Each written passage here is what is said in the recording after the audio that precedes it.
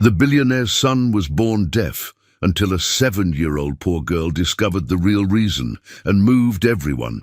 Drop your location in the comments so we can connect with you.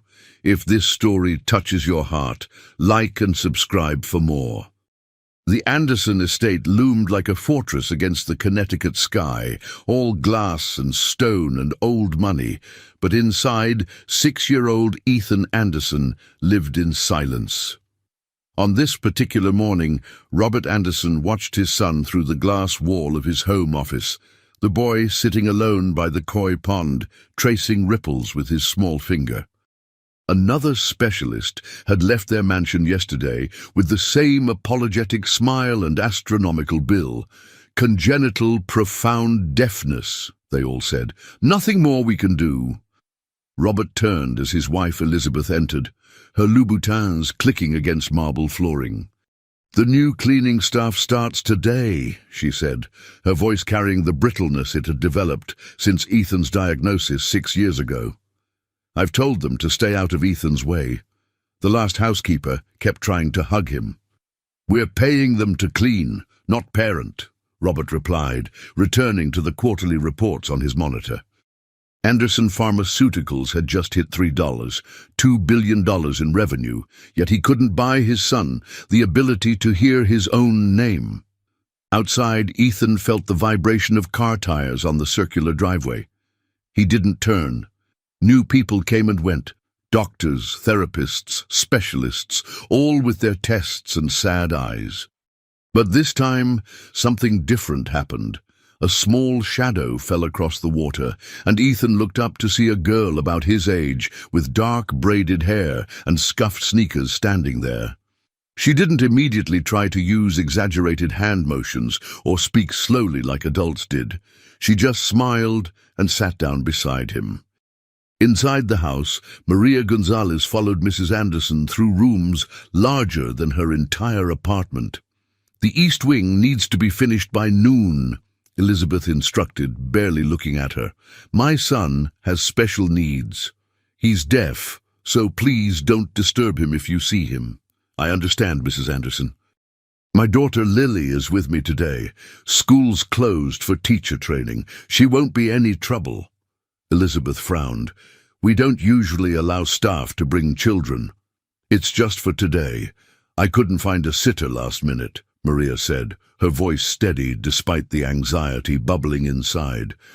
She needed this job desperately since her husband had left them with nothing but debt 6 months ago. Elizabeth sighed. "Fine, just keep her out of the way." By the koi pond, Lily pulled a small notebook from her pocket and wrote something, then showed it to Ethan. "I'm Lily. Fish are cool." Ethan stared at her, then slowly took the pencil she offered. His handwriting was shaky, but Lily beamed as if he'd given her a gift. In his office, Robert was interrupted by his phone vibrating. Dr. Wiseman, Ethan's neurologist, was calling. "Mr. Anderson, we've been reviewing Ethan's case.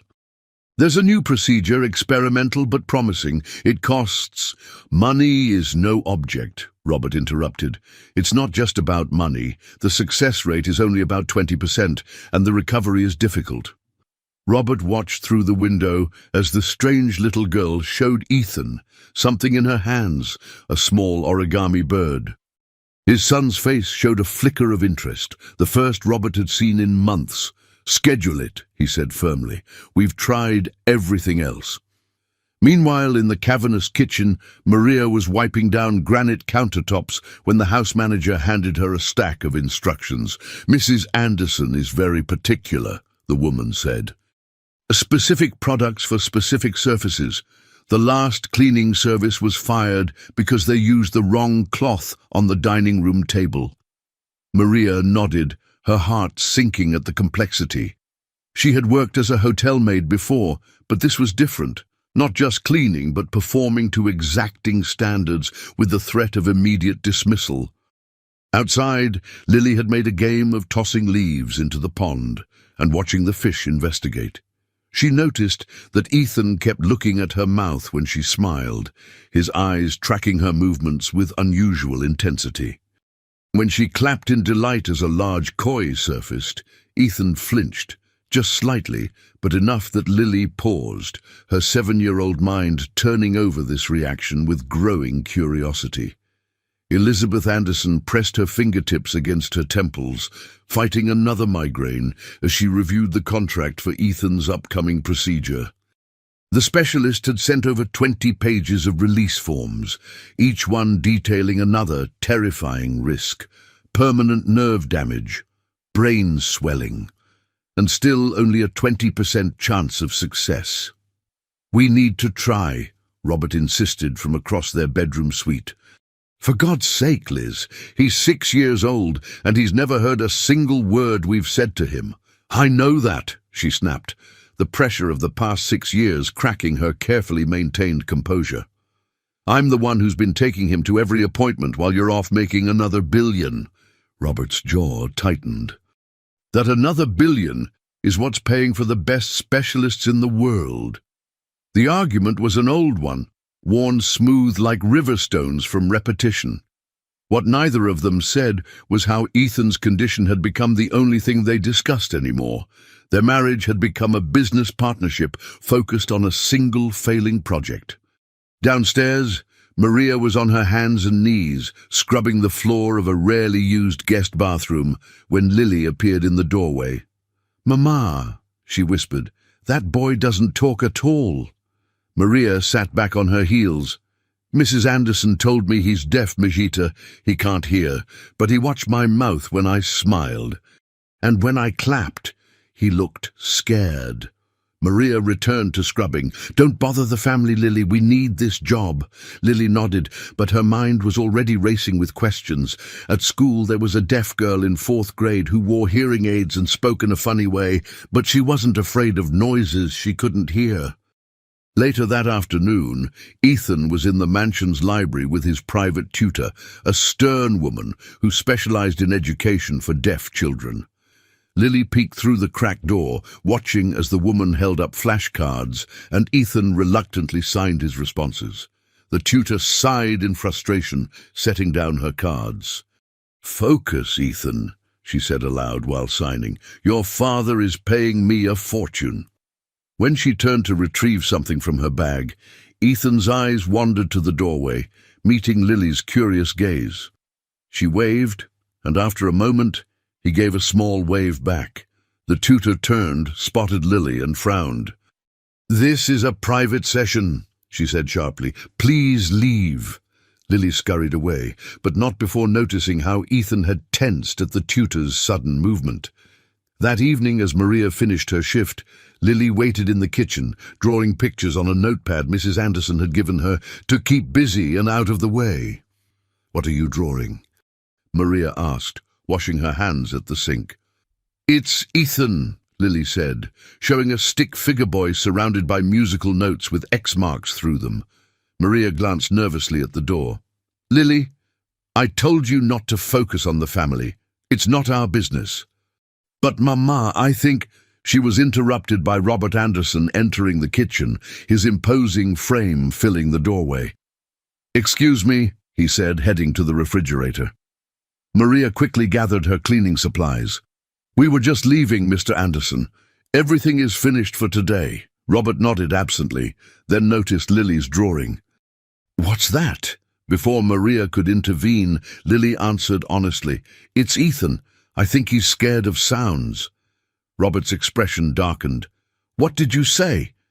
Maria pulled Lily close. "I'm so sorry, Mr. Anderson. Children say silly things. We're leaving now."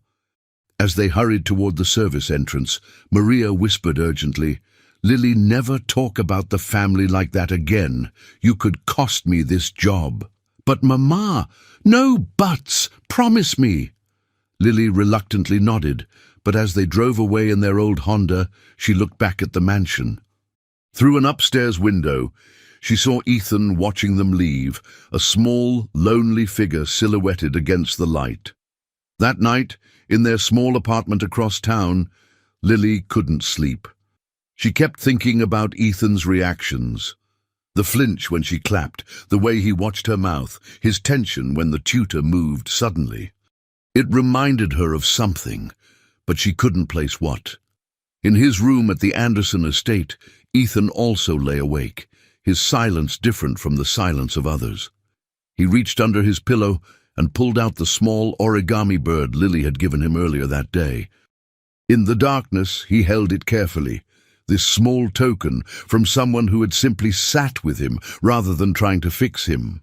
Morning sunlight slanted through the massive windows of the Anderson mansion's eastern wing as Maria worked methodically through her cleaning routine. It was her second week on the job, and she'd learned quickly which products Mrs. Anderson preferred for each surface, which rooms to prioritize, and most importantly, how to remain nearly invisible while doing it all. "The Prescotts are coming for dinner tonight," Elizabeth was saying to the house manager as Maria dusted nearby. "Robert insists on having Ethan join us this time instead of eating with his tutor." "Will Dr. Freeman be accompanying him?" the manager asked, referring to Ethan's behavioral specialist. "No. Robert thinks we're relying too much on specialists and not enough on," Elizabeth paused, searching for words, "normal family interactions." The house manager nodded, though her expression suggested skepticism. Maria kept her head down, dusting the same ornate picture frame repeatedly to remain unnoticed while listening. "And where would you like me to seat the Prescott's children?" "God, I forgot they were bringing them," Elizabeth sighed. "Put them with Ethan, I suppose. Their nanny can supervise." After they left, Maria finished the room and moved to the next, her thoughts on her daughter. Today was Saturday, and Lily had again accompanied her to work, there being no other option. Maria had set her up in a small staff break room with books and strict instructions to stay put, but Lily, of course, had other plans.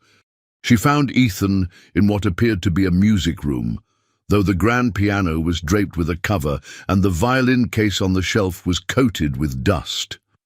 He sat cross-legged on the floor, arranging small toy cars in a perfect line. Lily hesitated in the doorway, remembering her mother's warnings, but something about the lonely boy pulled at her. She knocked softly on the doorframe. Ethan didn't look up. Taking a breath, Lily entered and sat down a few feet away from him. She didn't try to interrupt his car arrangement, just watched with genuine interest.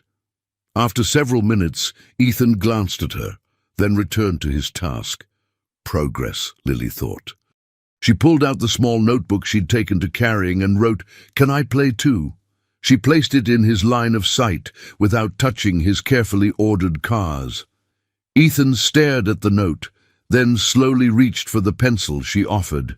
He wrote back in careful letters, "They have to be in perfect order."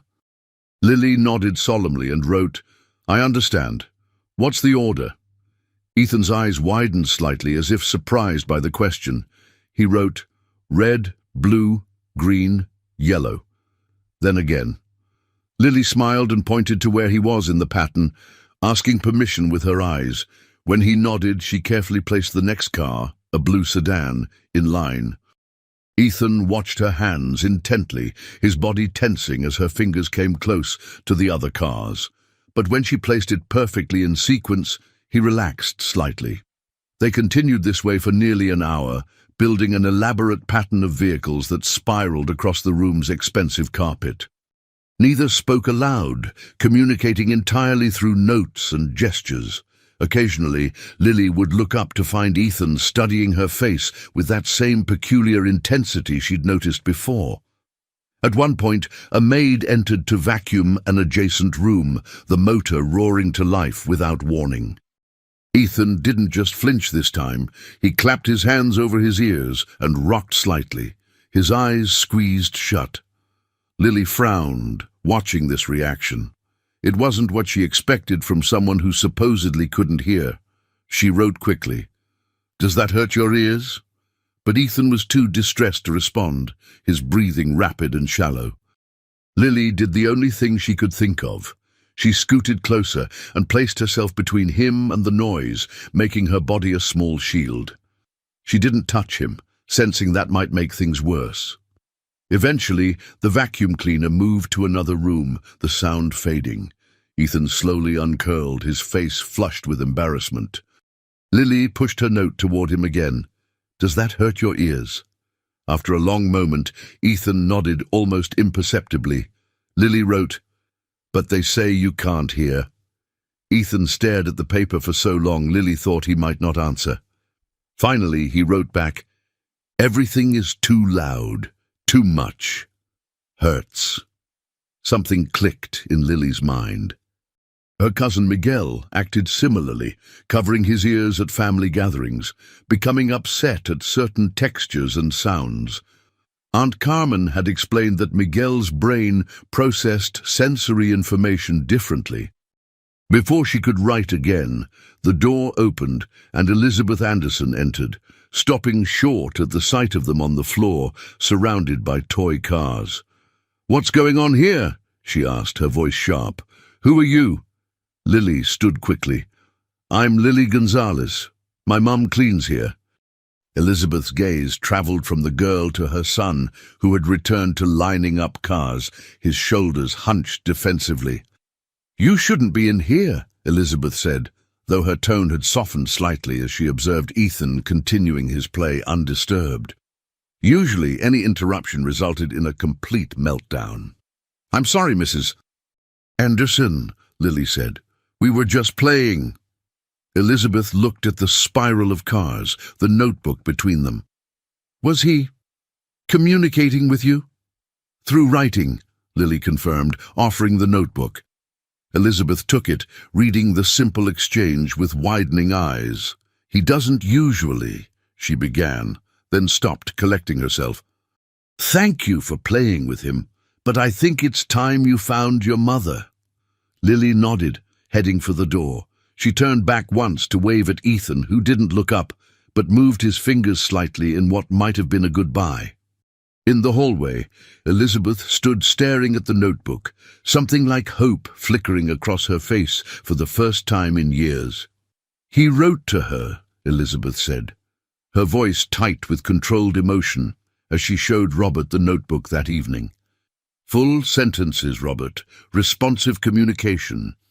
Robert studied the childish handwriting, his brow furrowed. His tutor said he's been resistant to written communication, claims he gets frustrated and gives up. "Well, he didn't give up with this girl," Elizabeth replied, running her fingers over Ethan's words. "And look at what he wrote about the vacuum cleaner. Everything is too loud. Too much. Hurts. Robert, that doesn't sound like deafness." Robert paced their bedroom, loosening his tie after a long day of meetings. "Every specialist has confirmed profound hearing loss. The audiologists, the neurologists. But what if they're missing something? What if it's not that he can't hear, but that he hears differently?" Robert stopped pacing, giving his wife a careful look. "Liz, we can't keep grasping at straws. The procedure is scheduled for next month. Dr. Wiseman believes it's our best hope." Elizabeth clutched the notebook tighter. "I want to observe them together again, the cleaning lady's daughter." There was something about their interaction. "Fine," Robert sighed. "But don't build this up too much. You know how disappointed you were after that psychic in Switzerland claimed she could communicate with him." The following Monday, Maria arrived at work to find Mrs. Anderson waiting for her in the kitchen instead of leaving her usual detailed list of instructions. "Your daughter," Elizabeth said without preamble. "I'd like her to come again." Maria's heart sank. Had Lily done something wrong after all? "Mrs. Anderson, I'm so sorry if she disturbed your son. I've spoken with her about boundaries." "No," Elizabeth interrupted. "That's not it. I'd like her to spend time with Ethan. Under supervision, of course. I can pay her." Maria blinked in surprise. "Pay her? But she's only 7. Consider it a play date. Ethan doesn't connect with other children, but he seemed to with Lily."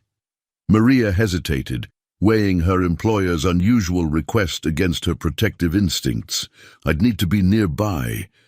"Of course," Elizabeth agreed quickly. "We'll set them up in the sunroom while you clean the adjacent spaces." That afternoon, Lily sat across from Ethan at a small table in the sunroom. aware of Mrs. Anderson watching from a discreet distance, pretending to arrange flowers while actually observing their every interaction. "Hi again," Lily said aloud, then remembered to write it down. She pushed the notebook to Ethan. He wrote back, "You came back." "I like playing with you," Lily wrote truthfully. Ethan studied her face, then wrote, "Most kids think I'm weird." "You're not weird," Lily responded, "just different. My cousin Miguel is different too." "How?" Lily thought carefully about how to explain. Some things are too much for him. Loud sounds, scratchy clothes, bright lights. His brain works differently. Ethan stared at this for a long time before writing, "The doctors say my ears don't work." "Do they hurt when there are loud noises?" Lily asked. Ethan nodded, then wrote, "Everything is loud. People don't understand." Across the room, Elizabeth pretended to trim flower stems while straining to see what they were writing. She'd positioned herself to watch Ethan's face, noting how animated his expressions were compared to his usual blank mask. Lily was writing again. "Have you told the doctors it hurts?" Ethan's response came slowly. "I tried. They just do more tests on my ears." A memory surfaced in Lily's mind, her teacher showing a video about different ways people's brains worked. There had been a segment about people who experienced sounds more intensely than others. "Maybe it's not your ears," she wrote. "Maybe it's how your brain hears things." Ethan's eyes widened. He wrote quickly, "Yes, everything is too loud and mixed up." Elizabeth couldn't contain herself any longer. She approached the table, trying to keep her voice casual. "What are you two discussing so intently?" Lily looked up. "Ethan says sounds hurt him. They're too loud and mixed up." Elizabeth felt a cold shock run through her body. 6 years of specialists, and none had considered this possibility. They'd tested his ears, his auditory nerves, his cochlear function, but always assuming the problem was an inability to hear rather than an overwhelming sensitivity to sound. "May I?" she asked, gesturing to the notebook. Ethan nodded, watching his mother's face carefully as she read their exchange. "Ethan," Elizabeth said, kneeling beside his chair, "is this true? Sounds hurt you?" He nodded, emphatically. "All sounds? Or just some?" He picked up the pencil and wrote, "Loud ones most, but all sounds jumbled together can't make sense." Elizabeth fought to keep her composure, years of medical reports and diagnoses spinning through her mind. "And when people speak to you?" Too many sounds at once. Can't separate words. The pieces were falling into place. It wasn't that Ethan couldn't hear. He heard too much, his sensory processing unable to filter and organize auditory input the way most brains did automatically. No wonder he'd retreated into silence. The world was an overwhelming cacophony to him. "I need to call your father," Elizabeth said, her voice unsteady, "and Dr. Wiseman. We need to cancel that procedure immediately." As she hurried from the room, phone already in hand, Lily looked at Ethan. "Are you okay?" she wrote. He considered this question carefully before responding. Nobody ever asked the right question before. "You did." In that moment, something shifted between them, a connection formed through understanding rather than sound. Lily smiled, and for the first time since she'd met him, Ethan smiled back, without reservation. The Anderson mansion buzzed with a new energy in the days that followed. Robert had cancelled all international meetings, clearing his schedule to focus entirely on this paradigm shift in understanding Ethan's condition. The surgical procedure was postponed indefinitely, while a parade of new specialists, different kinds this time, arrived for consultations. "Sensory processing disorder," said Dr. Landon, a neuropsychologist with wire-rimmed glasses and a gentle demeanor, unlike the brisk efficiency of previous specialists. Possibly with auditory hypersensitivity and integration difficulties. It's not uncommon, but it can be misdiagnosed, especially when the child develops coping mechanisms like Ethan's selective mutism. Elizabeth gripped Robert's hand. As they sat in their home library, Ethan playing quietly in a corner with a set of wooden blocks. "So he can hear," she said, still processing this revelation. "Not only can he hear," Dr. Landon explained, "but he hears more acutely than most people.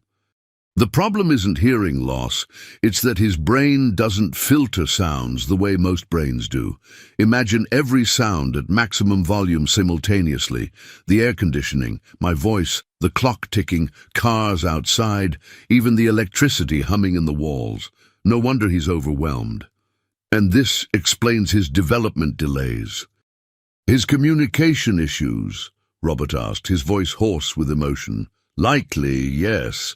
When auditory input is chaotic, developing language becomes extremely difficult. Add the anxiety that comes with constant sensory overload, and withdrawal is a natural response." "How do we help him?" Elizabeth asked, watching Ethan arrange his blocks in precise patterns. Dr. Landon smiled. "We start by adapting his environment and introducing coping strategies. Occupational therapy, sensory integration exercises, and most importantly, understanding that his experiences are valid. His world is different from ours, not lesser." That evening, after the specialist left, Robert found Elizabeth in Ethan's room, sitting on the floor beside their son's bed, watching him sleep. "6 years," she whispered as Robert joined her. 6 years of wrong treatments, wrong expectations. I keep thinking about all the times he covered his ears, and we thought he was just stimming." "We didn't know," Robert said, though the words felt hollow even to him. "We trusted the experts." "It took a 7-year-old girl to see what millions of dollars in medical care missed," Elizabeth replied, her voice cracking. "What does that say about us as parents?" Robert had no answer. His success had always come from identifying problems and applying resources until they were solved.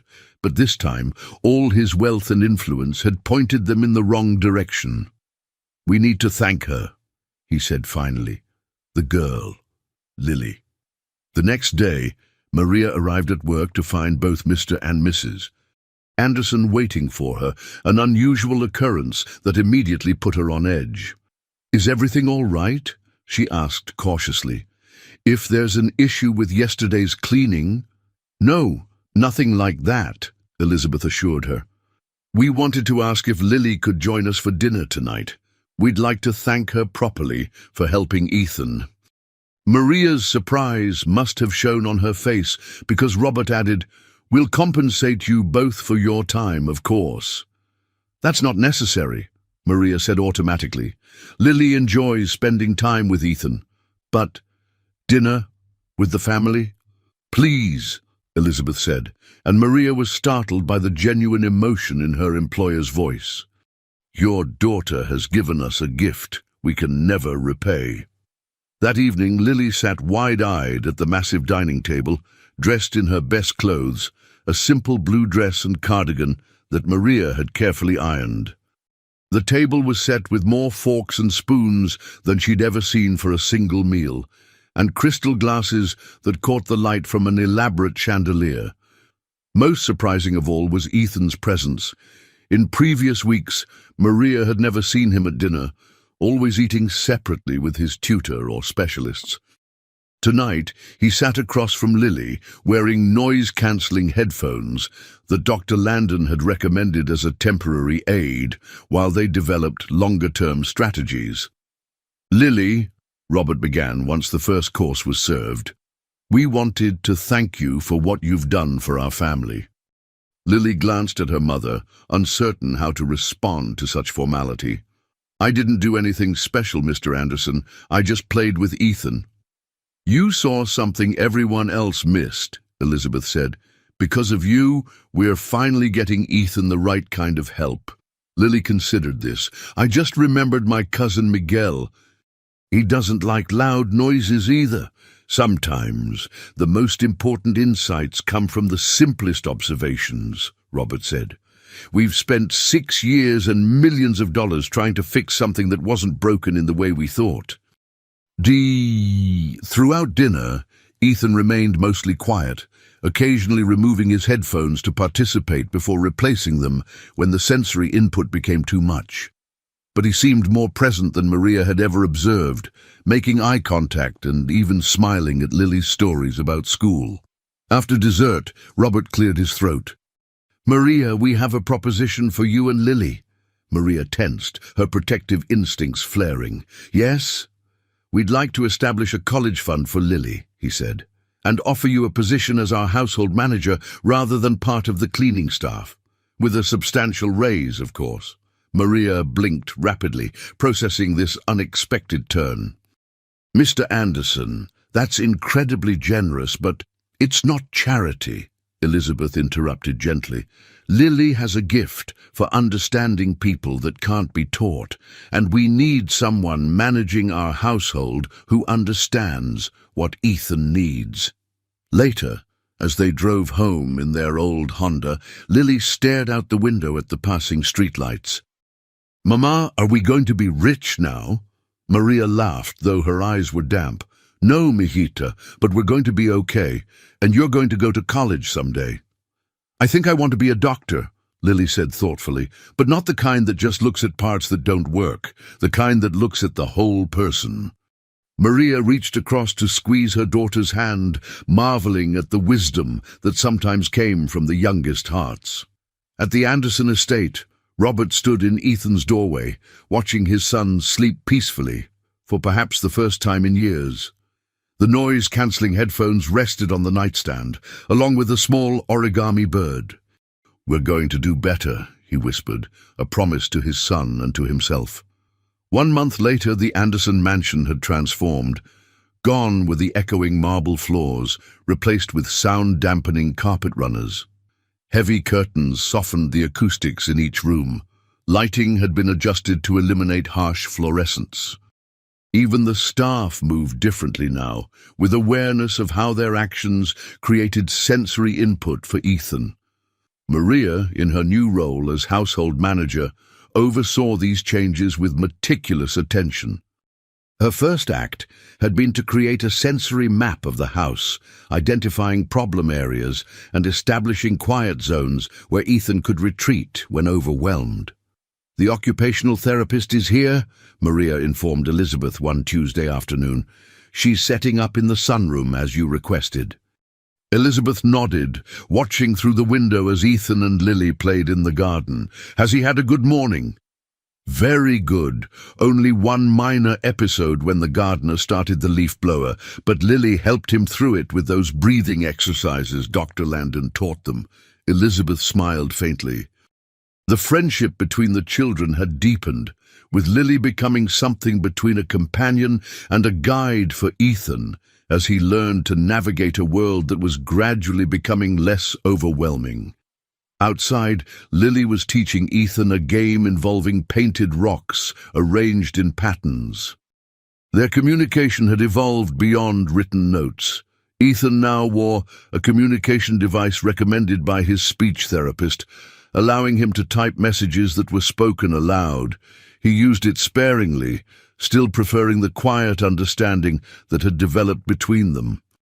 "Time for therapy?" Maria called from the patio door, keeping her voice gentle but clear, another adaptation they'd all learned. Ethan nodded, gathering the rocks carefully into their cloth bag. Lily walked beside him as they headed inside, not touching but close enough to provide comfort. In the sunroom, Ms. Patel, the occupational therapist, had arranged various textured objects and tools.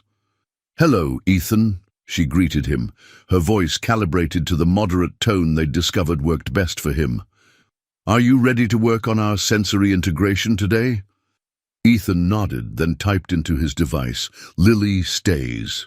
Ms." Patel glanced at Maria, who nodded approval. "Of course, Lily can be your assistant today." The session progressed through a series of exercises designed to help Ethan's brain process sensory input more effectively. Lily participated enthusiastically, trying each activity first to demonstrate. From the doorway, Robert watched silently. He'd restructured his entire work schedule, delegating international travel to his executive team to be present for these moments. The transformation in his son over the past month had been remarkable, not a miraculous cure, but a gradual unfolding as Ethan learned to exist in a world that now bent to accommodate him rather than demanding he conform to it. Later that afternoon, Robert found Elizabeth in his office, reviewing the latest reports from Ethan's new medical team. "Dr. Landon says his progress is exceptional," she said without looking up. "The selective mutism is showing significant improvement." Robert settled into the chair beside her. "He spoke to me yesterday. Actually spoke, not through the device." Elizabeth's head snapped up. "What? What did he say?" "He said, 'Dad,' just that. When I was leaving for work." Robert's voice roughened. "I almost missed my meeting because I couldn't stop crying in the car." Elizabeth reached for his hand, her own eyes filling. They sat in silence for a moment, absorbing this milestone. "I keep thinking about where we'd be if Lily hadn't come into our lives," Elizabeth said finally. "That surgical procedure was next week. We would have put him through that for nothing." "I've been thinking about that too," Robert replied. "All the resources we have, and we couldn't see what was right in front of us. We were looking for a technological solution to a human problem," Elizabeth said. "It's what you do at work every day. Identify problems, apply resources, implement solutions." "Not everything works that way," Robert acknowledged, a hard-won wisdom in his voice. Their conversation was interrupted by Maria appearing at the door. "Excuse me, Mr. and Mrs. Anderson. The school administrator is on the phone regarding Ethan's modified attendance plan." Elizabeth rose to take the call, but paused beside Maria. "How is your new apartment? Is everything settled?" Maria smiled. "Yes, thank you. Lily loves having her own room, and being closer to the estate makes the commute much easier." The Andersons had helped Maria secure a 3-bedroom apartment in a good school district, insisting it was a necessary part of her new position. The salary increase had allowed her to purchase reliable transportation and begin paying off the debts her ex-husband had left behind. After Elizabeth left, Robert turned to Maria. "I've been meaning to ask you something. This education fund we've set up for Lily, it's substantial, but I've been wondering if there's something more immediate we could do. Her current school is perfectly fine," Maria finished firmly. "I appreciate everything you've done for us, Mr. Anderson, but I don't want Lily to lose touch with her roots or her community." Robert nodded, respecting her boundary. "Of course. But perhaps enrichment programs. There are weekend workshops for gifted children that might challenge her." Maria considered this. "I'll talk to Lily about it. She might enjoy that." In the sunroom, the therapy session had concluded, and Ms. Patel was packing her equipment. "Excellent work today, Ethan. You're making real progress with your auditory integration." Ethan typed, "When will talking get easier?" "It's already getting easier," Ms. Patel assured him. "Your brain is learning new pathways.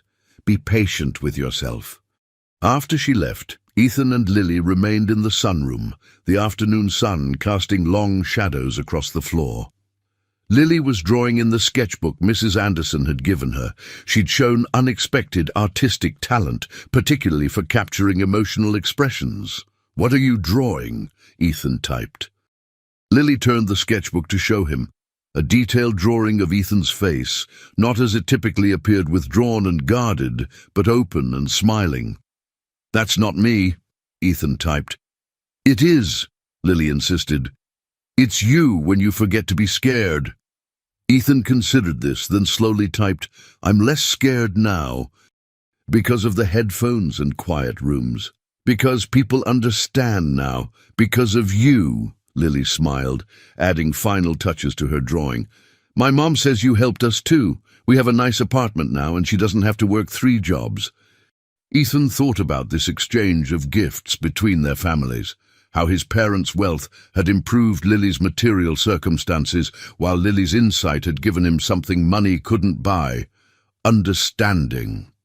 He removed his communication device and set it aside. Then, concentrating intensely, he formed words with his mouth, pushing air through vocal cords that worked perfectly but had rarely been used.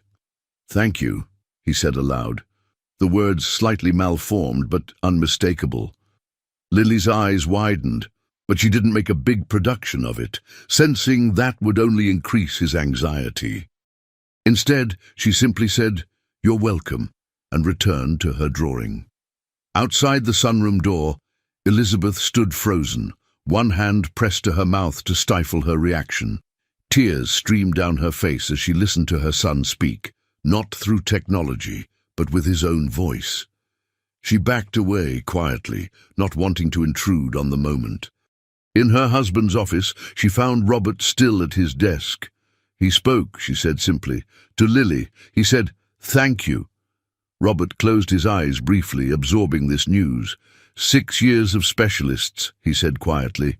Millions of dollars, and all he needed was someone who truly saw him. Elizabeth nodded, a bittersweet smile forming. The real gift wasn't identifying his condition. It was showing him he was worth understanding exactly as he is. That evening, as the sun set over the Anderson estate, 2 families from vastly different worlds shared dinner together. Not as employer and employee, not as benefactor and recipient, but as people connected by something more valuable than wealth or status. The simple, profound act of seeing another person clearly, and in that seeing, finding unexpected healing for everyone involved. 3 months had passed since the breakthrough, and autumn painted the Connecticut landscape in fiery hues. Robert Anderson stood at his office window, phone pressed to his ear, listening to his executive team drone on about quarterly projections. His attention, however, was on the scene below, Ethan walking with his new therapy dog, a gentle golden retriever named Echo, trained specifically to provide deep pressure support during sensory overload episodes. "We need your decision on the Singapore expansion today, Robert," his CFO's voice crackled through the line. "Proceed as discussed," Robert replied, his tone distant. "Karen has my signed approvals." He ended the call, reflecting on how differently he viewed success now. 6 months ago, the Singapore deal would have consumed him. Today, watching his son tentatively stroke Echo's fur, his priorities had fundamentally shifted. A knock at the door drew his attention.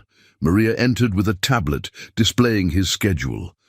"Dr. Landon's here for the weekly assessment," she said, "and Mrs. Anderson asked me to remind you about Ethan's school visit tomorrow." The word school still triggered anxiety for Robert. Until now, Ethan's education had been entirely at home, with specialized tutors. Tomorrow would be his first visit to Brookfield Academy, which had an acclaimed program for children with sensory processing challenges. "Thank you, Maria. How's Lily doing with her new art instructor?" "She loves it," Maria replied, her expression softening. "She talks about Ms. Rivera constantly. Thank you again for arranging the lessons." Downstairs, Elizabeth walked with Dr. Landon as he observed Ethan with Echo in the garden. "His progress is remarkable," the neuropsychologist noted. 6 verbal exchanges this morning, complete sentences twice. "He still prefers writing or typing with people he doesn't know well," Elizabeth said. "That's completely normal. Speech requires tremendous sensory integration for someone with his challenges." Dr. Landon paused, watching as Ethan noticed them and visibly tensed. "Let's give him space. Observation from a distance today." They retreated to the patio, where Lily sat sketching. At 10, Dr. Landon picked up the girl's notebook. "May I?" At her nod, he examined her latest drawing, Ethan and Echo, rendered with surprising emotional depth. "You have a gift, Lily," he said. "You capture what people feel, not just how they look." Lily shrugged, embarrassed by the praise. Ethan's different when it's just us. He talks more. That's because you make him feel safe, Dr. Landon explained. Safety is essential for his brain to process sensory input effectively. Later that afternoon, Ethan and Lily sat in his newly redesigned bedroom. Gone were the overwhelming patterns and sharp edges, replaced with soothing colors and textures. Echo lay across Ethan's feet, providing calming pressure. "Are you scared about tomorrow?" Lily asked as she arranged colored pencils in rainbow order, knowing Ethan preferred this system. "Yes," Ethan said aloud, his voice stronger after months of speech therapy. "The school has a special quiet room," Lily reminded him. "Your mom showed me the pictures." Ethan nodded, fidgeting with a sensory toy. "Will other kids understand?" The question hung in the air, heavy with the fear of rejection that both children, in their different ways, understood intimately. Brookfield Academy's sensory-friendly classroom was designed with children like Ethan in mind. Acoustic panels lined the walls, lighting was adjustable, and each desk featured a privacy shield that could be raised when sensory input became overwhelming. Despite these accommodations, Ethan gripped his father's hand with white knuckles as they approached the building. "Remember what Dr. Landon taught you," Robert murmured. "If it gets too much, breathe and find my quiet place," Ethan finished, his voice barely audible. Echo padded beside him, specially approved as a therapy animal for this trial visit. Inside, Ms. Winters, the program director, greeted them warmly, but without the excessive enthusiasm that often overwhelmed Ethan. "We're excited to have you visit today, Ethan. We have 4 other students who'll be joining us this morning for a small group activity." Ethan nodded, his gaze fixed on the floor. Elizabeth exchanged worried glances with Robert over their son's head. "Parents typically observe from our viewing room," Ms. Winters explained, gesturing to a door with a one-way window. "It helps the children acclimate without feeling watched." This separation was the hardest part for Elizabeth. After years of hovering specialists and constant monitoring, leaving Ethan with strangers felt impossible. Robert squeezed her hand in silent support as they followed Ms. Winters to the observation room. Inside the classroom, Ethan sat stiffly at a desk marked with his name. Echo settled beneath it, a warm weight against his legs. Gradually, other children arrived. A girl with thick glasses who hummed quietly to herself, twin boys who moved with careful precision, and an older boy who wore noise-cancelling headphones similar to Ethan's. "Today we're exploring textures," Ms. Winters announced once everyone was settled. She kept her voice modulated and movements slow. "You each have a choice of activities."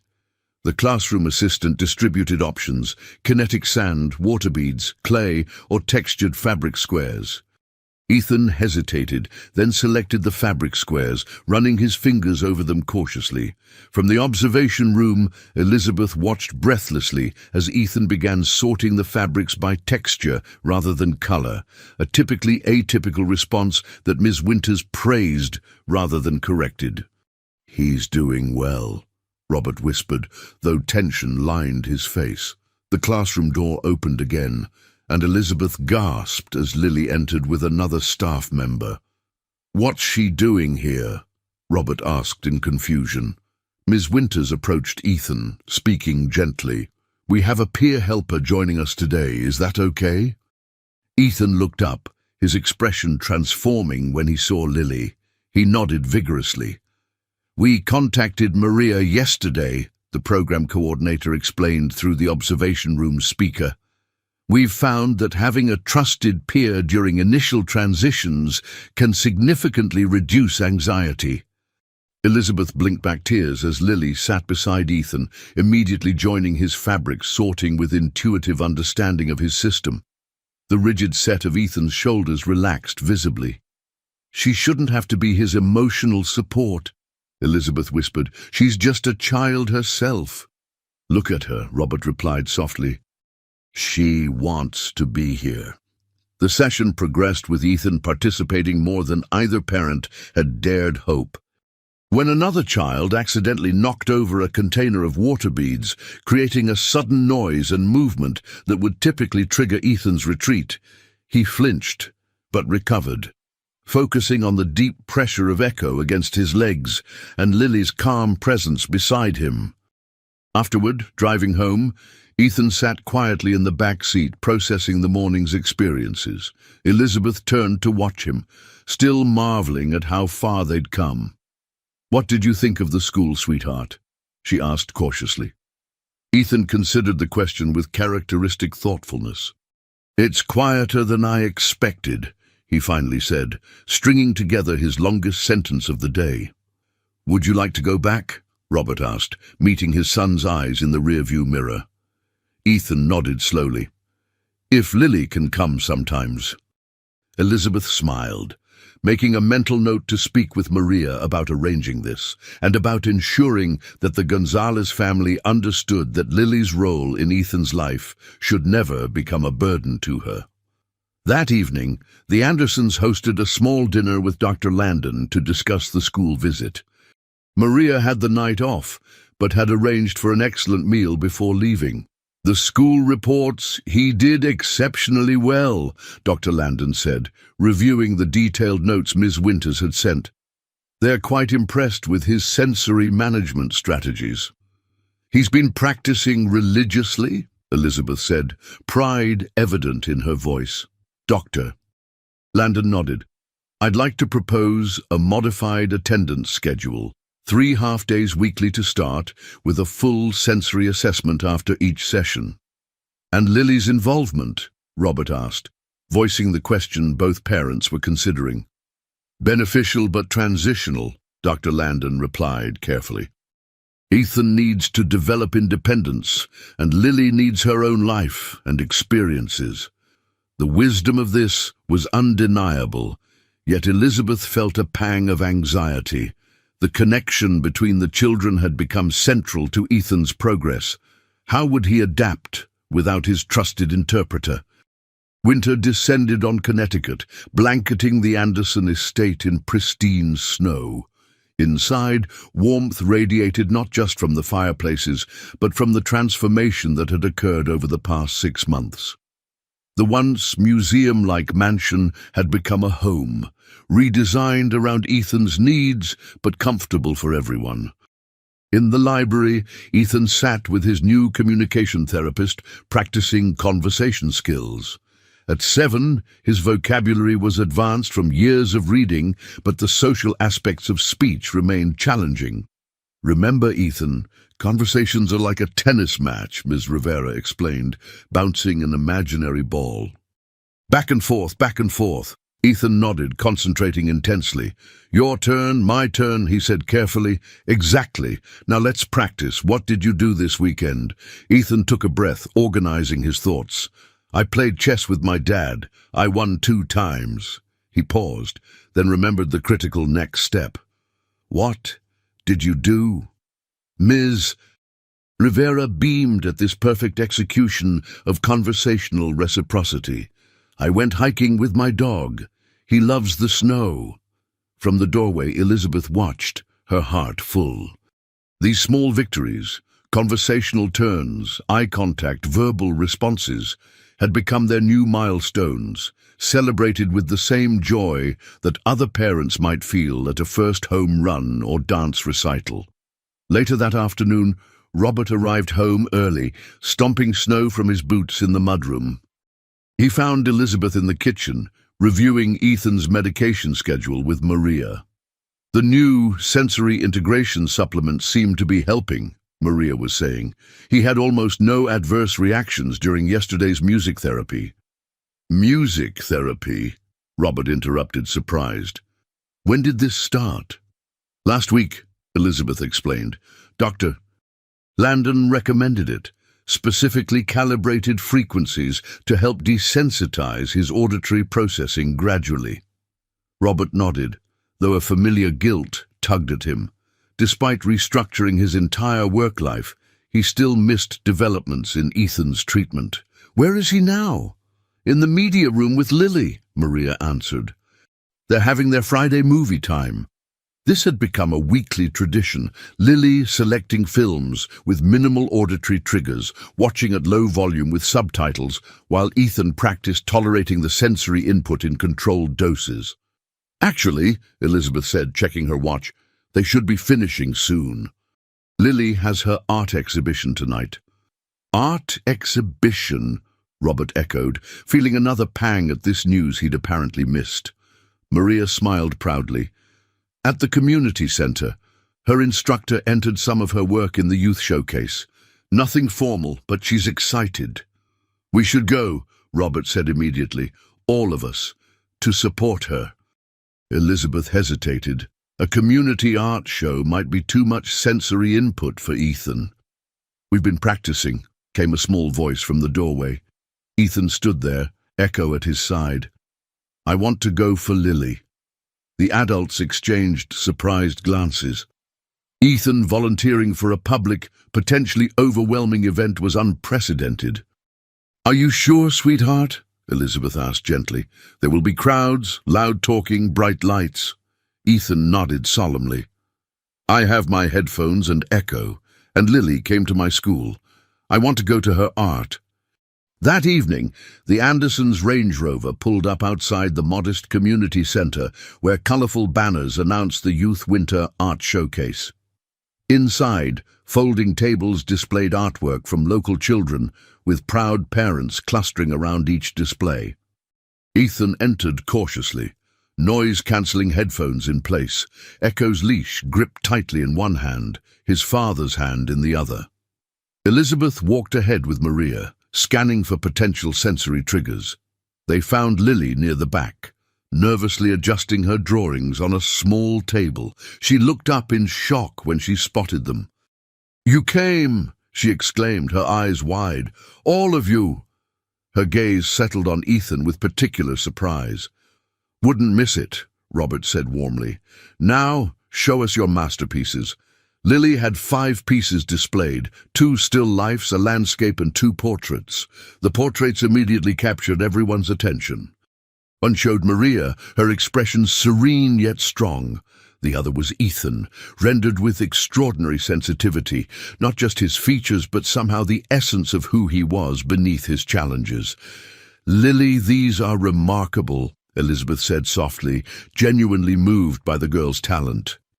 Ethan stepped forward, slipping off his headphones despite the background noise. He studied his portrait with intense focus, then looked at Lily. You made me look brave, he said, his voice clear despite the challenging environment. Lily smiled. You are brave, especially today.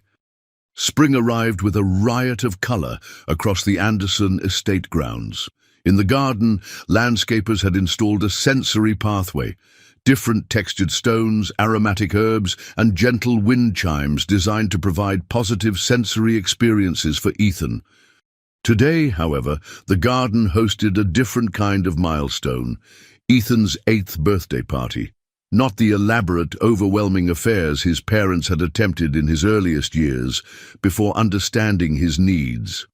This was small, carefully planned, with just 4 classmates from Brookfield Academy, Dr. Landon Ms.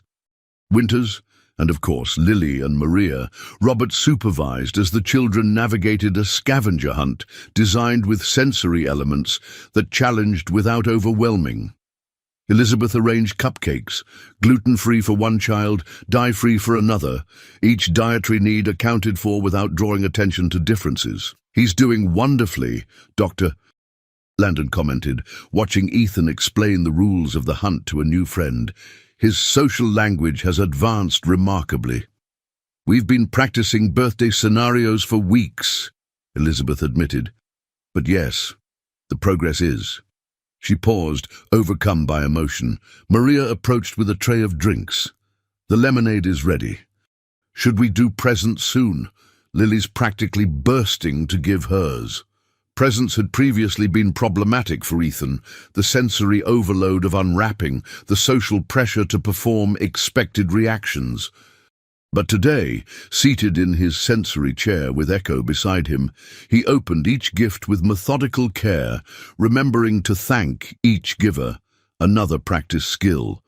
When he reached Lily's gift, wrapped in simple blue paper, he took extra time, sensing its importance.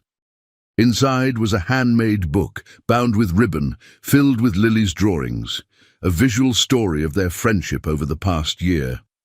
"It's us," Ethan said softly, turning pages with reverent fingers. "Our story." Lily nodded. "I included the day we met, and when Echo came, and your first day at school." The final page showed a drawing of Ethan standing tall, headphones around his neck rather than over his ears, with the words, "What's next?" written in colourful letters. Elizabeth peered over Ethan's shoulder, immediately understanding the significance. The future orientation, the depiction of Ethan with headphones accessible but not necessary, it represented hope and progress in such a tangible way that she had to turn away briefly to compose herself. Later, as the party wound down and guests departed, Robert found Lily sitting alone on the garden bench, unusually quiet. "Everything okay, Lily? You gave Ethan an incredible gift today." She nodded, but her expression remained solemn. "Mr. Anderson, I need to tell you something." Robert sat beside her, instantly concerned by her serious tone. "What is it?" "My mom got accepted to nursing school. The one she applied for last fall, remember? But it's in Boston." Robert felt a cold shock run through him. "Boston, that's 3 hours away," Lily finished. "We'd be moving at the end of summer." The implications hit Robert immediately. Lily had become integral not just to Ethan's progress but to their family structure. Maria managed their household with exceptional understanding of Ethan's needs. Losing both of them would be devastating on multiple levels. "Have you told Ethan?" he asked quietly. Lily shook her head, tears welling in her eyes. "I don't know how. He's doing so well now, but you're worried about his reaction," Robert finished. "He doesn't like change," Lily whispered.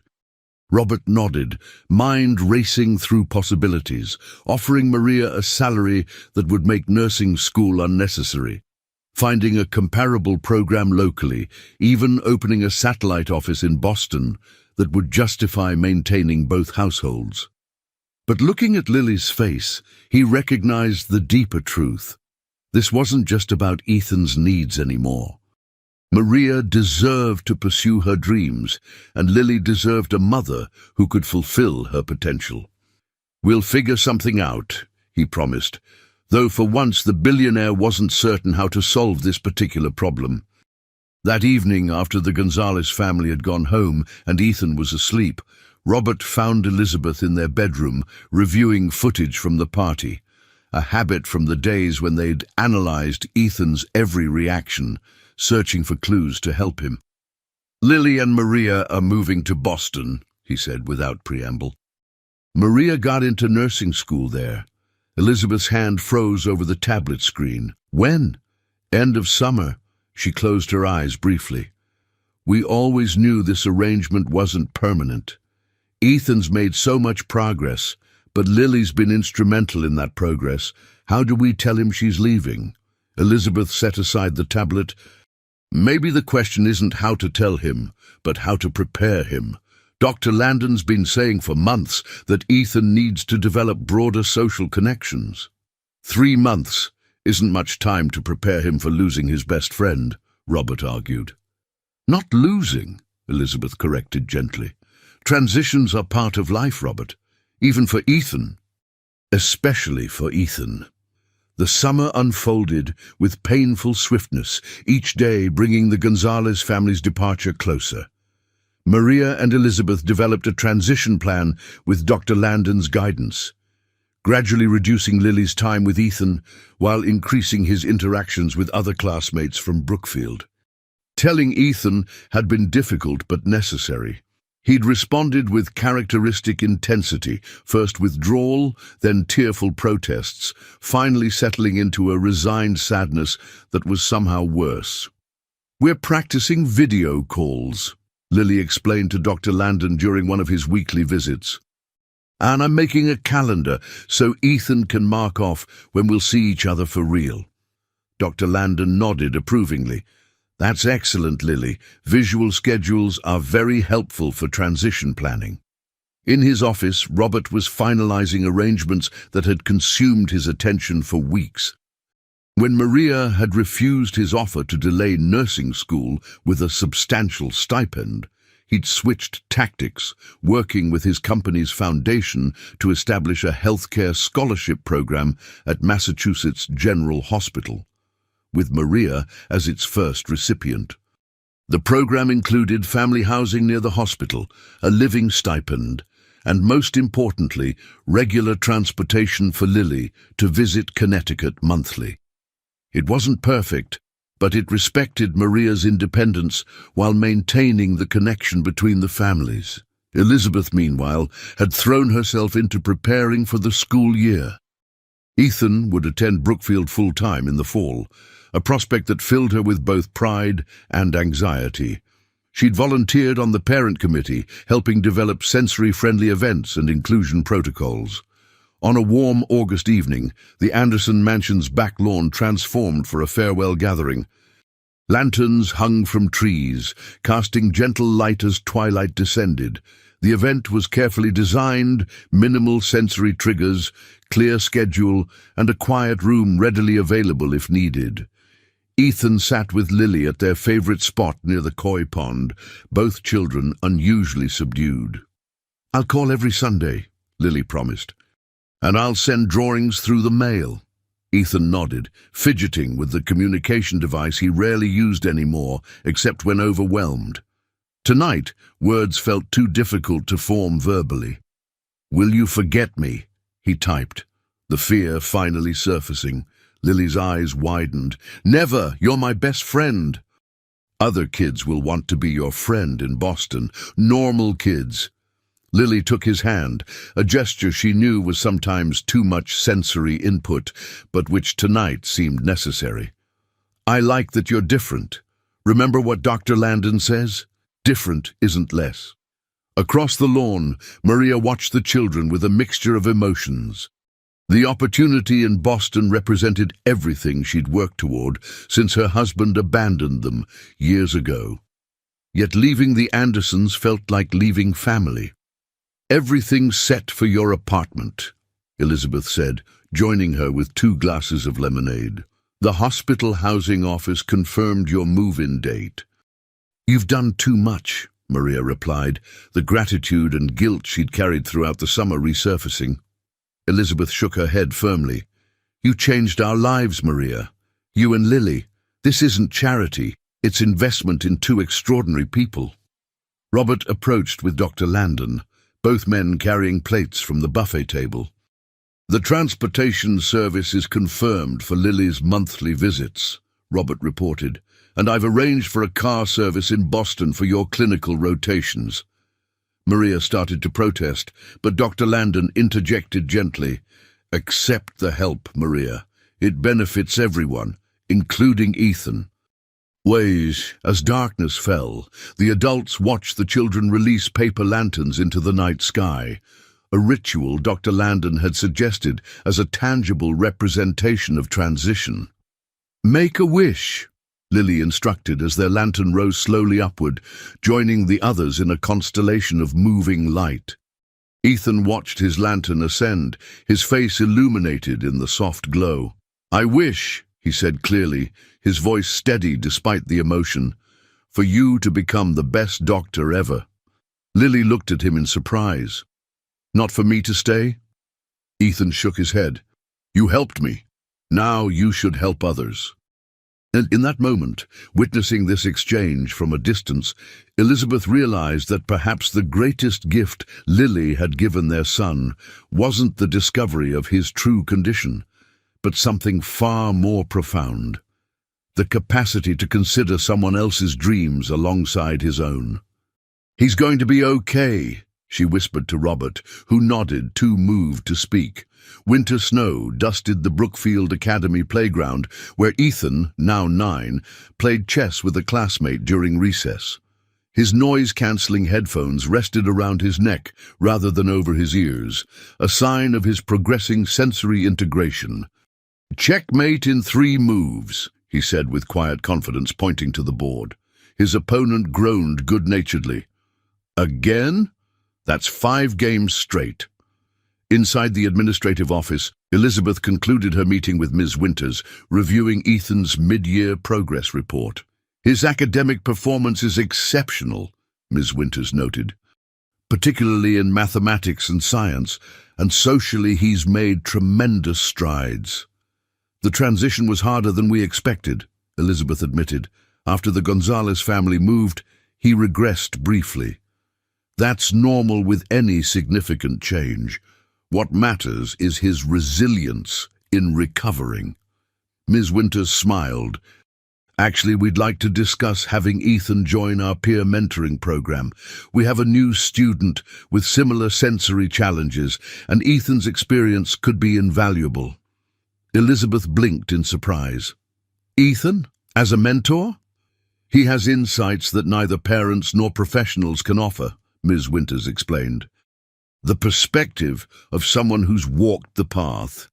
That evening, Robert arrived home from a rare international trip to find Ethan waiting in his study, Echo lounging nearby. "Welcome home, Dad," Ethan said, his speech now fluid after years of therapy. "How was Tokyo?" "Productive," Robert replied, setting down his briefcase to embrace his son. "The Japanese team approved our sensory-friendly pharmaceutical packaging designs. This project had become Robert's passion, redesigning Anderson Pharmaceuticals' children's medications with sensory processing disorders in mind. What began as a personal mission had evolved into a corporate initiative, gaining international attention. "When's my next video call with Lily?" Ethan asked, settling into a chair. "Sunday morning," Robert replied, noting how casually Ethan now handled these scheduled transitions between presence and absence. "She's excited to tell you about her science fair project." Later, during dinner, Elizabeth shared Ms. Winters' mentoring proposal. Ethan considered it with characteristic thoughtfulness. "Would I be good at that?" he asked, uncertainty flickering across his face. "I think you'd be excellent," Robert answered. "You understand things that most people don't." "Like what?" "Like how overwhelming the world can be sometimes," Elizabeth explained, "and how to find your way through it anyway." Ethan nodded slowly. "I'll try." After dinner, Ethan retreated to his room for his evening video call with Dr. Landon, who had relocated to California but maintained monthly virtual sessions. Robert and Elizabeth lingered at the table, reflecting on the day's developments. "A mentor," Elizabeth said wonderingly. 3 years ago, we couldn't imagine him speaking in complete sentences, let alone guiding another child." Robert nodded, pouring them each a glass of wine. "I was thinking about that first day with Lily by the koi pond, how she saw what none of the specialists could see. Sometimes the simplest questions are the most profound," Elizabeth mused. "Does that hurt your ears?" Such a simple question that changed everything. Upstairs, Ethan finished his session with Dr. Landon and opened his desk drawer, removing a well-worn book, Lily's handmade story of their friendship. He turned to the final page with its question, "What's next?" In the 3 years since receiving it, he'd begun adding his own drawings to continue the story. Tonight, he carefully sketched himself sitting beside a younger child, both wearing headphones, with a speech bubble saying, "I understand." In Boston, Lily sat at her desk in their apartment near Massachusetts General, completing her science homework. At 12, she'd already decided on her future. Pediatric neurology, inspired by her friendship with Ethan and reinforced by volunteering in the children's ward, where her mother now worked as a student nurse. On her wall hung a framed certificate, the first Anderson Foundation Young Healthcare Scholar Award, presented at a ceremony where Ethan had stood proudly in the audience, no longer overwhelmed by the crowd. The phone rang, and Maria called from the kitchen. "Lily?" It's Elizabeth Anderson. Their monthly check-in had become a tradition, not just updates about the children, but a genuine friendship between women whose lives had intersected in unexpected ways. "The mentoring program?" Maria asked after hanging up. "That's wonderful news." Lily smiled, imagining Ethan helping another child navigate the challenges he'd faced. "He'll be perfect for it. Because he's been through it himself? Because he knows what it's like to be seen," Lily replied, with the wisdom that had always seemed beyond her years, and how much that matters. At the Anderson estate, Ethan prepared for bed, arranging his clothes for tomorrow's first mentoring session with precise care.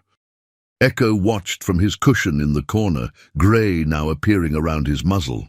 Through his window, Ethan could see the koi pond where his journey had begun 3 years earlier, where a small girl with braided hair had asked the right question at the right time. "Good night, Echo," he said, climbing into bed. The dog rose with a stretch and settled beside him, providing the deep pressure that still comforted him after all these years. As he drifted toward sleep, Ethan thought about the new student he would meet tomorrow. Someone else who experienced the world differently, someone who needed to be truly seen. "I understand," he practiced softly in the darkness, "and I'm here to help." The words hung in the quiet room, a promise from a child who had once lived in silence, now finding his voice to help others find theirs.